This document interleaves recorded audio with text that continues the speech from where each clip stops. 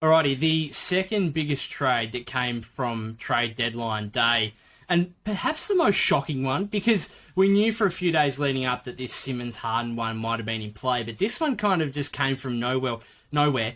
Kristaps Porzingis got moved from the Dallas Mavericks.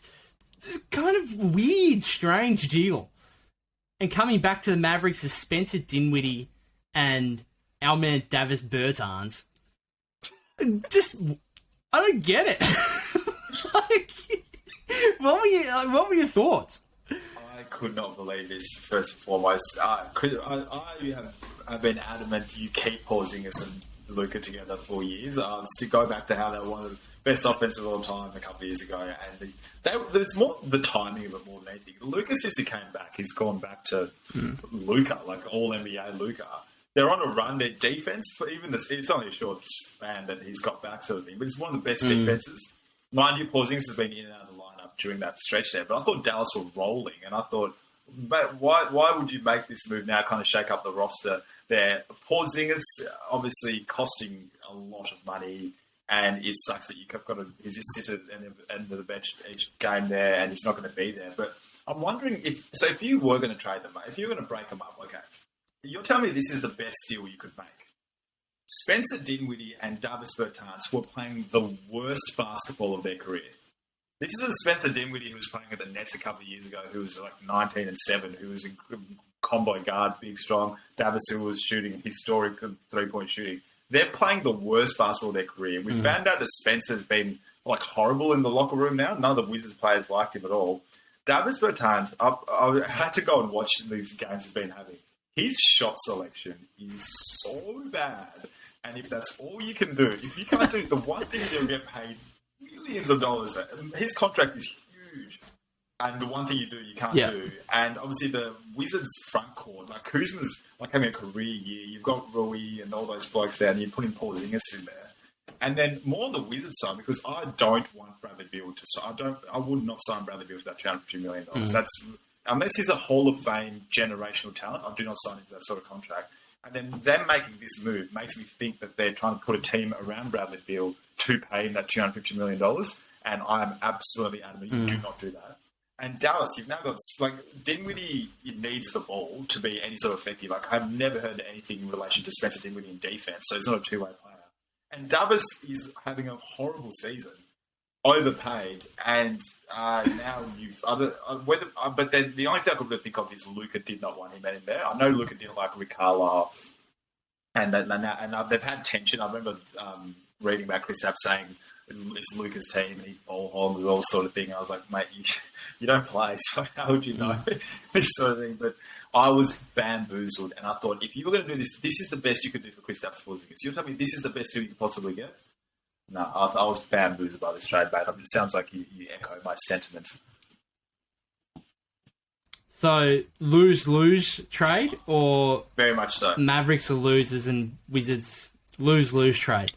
Yeah, very much so. Lose-lose. Look, I thought it was really weird, and again, weird timing. It's almost as if the Mavericks were just like, at the last minute, we're fucking sick of having Kristaps in and out of the lineup. In for 3, out for 5. Tim Legler had a great comment on ESPN saying that he's nicknamed the Unicorn, but he's nicknamed that because you hardly ever see him. That was a classic comment. That's so but funny. I will say in Kristaps's in his defence, when he's been on the floor this year, he's actually been all right. Like, he's been okay. And you think of the 3 players in this deal, Kristaps Porzingis is clearly the best player in the deal. Like, he is. He's clearly the best player in the deal. His defense has actually been a bit better this season. Now, I thought from a Mavericks perspective, if they were going to get off Porzingis, it's either to try and get a similar or better level player, which might have been unlikely, which is why I kind of expected them to keep him. But if they were going to get rid of him and make a deal such as this, I would have expected it to be for a couple of expiring contracts. And what I don't understand whatsoever from a Mavericks perspective is that I think Spencer Dinwiddie, what did he sign? Was it 4 years? Initially at the Wizards? I think it was. 4 years, 60, I think it was. Something like that. So you're telling me he's got 3 years after this one? Davis Bertans has 2 years and a player option, so he has another 3 years. Those two guys have got more years on their deal than Porzingis does. It doesn't make any... and they make a combined, more money than... or around the same figure as Porzingis does, combined. It doesn't... I don't get it. I get it if they traded Porzingis for two guys like this who were in the last year of their contract, who you could then go to France and you've got money to play with to go out and sign a high-quality player for a max slot kind of thing. Why are you trading for two guys who have got 3 years left on their deal each? I don't get it. And as you say, Spencer Dinwiddie, the idea of him is good. Another ball handler, playmaker for the Mavericks. Literally, when it comes to playoff time, Luka's going to have whenever Luka's on the floor, he's going to have the ball in his hands, running the show for 95% of offensive possessions. And so you're getting Spencer Dinwiddie to play, 8 minutes when Luka's not on the floor? Or to play as a genuine catch-and-shoot type, or a cutter to the basket, which I've never seen in my life. I don't get it. And now, who are their bigs? Maxi Kleber and Dwight Powell. And Marquise Chris. And Boban for the memes. The time... I'm not Porzingis' biggest fan, but I don't know why the Mavericks did this. I don't know why. And for the Wizards, someone traded for Davis. I can't believe that. Someone traded for him. I can't believe that. Yeah, he's genuinely, all he does is shoot the ball, and he's shooting 32% from three this season. Really? And he's got another 2 years and a player option for $17-18 million, which he's obviously going to pick up. I don't get it. And then from the Wizards' perspective, so as you say, them getting Porzingis is almost as if it probably increases the chances they're going to re-sign Beal.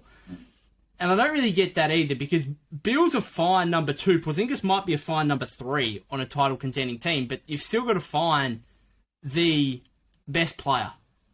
And I don't know how they're going to get that player. I honestly don't know. Maybe they've got enough young assets to become a destination for the next, I don't know, Damian Lillard or someone like that who wants to trade out of their team. But I don't know how they're going to get that player unless they go... I honestly think they should just sit Porzingis for the rest of the season, sit him next to Bradley Beal, and just do a tankathon and try and get a top 3 pick. Because if you get a top 3 pick who has the potential of becoming the best player or close to the best player on a championship contending team, and then in 3 or 4 years' time, he's your best player, Beal's your second best player, and Porzingis is your third best player, that's fine. But even then, that's still 3-4 years away at minimum, so it doesn't really make too much sense.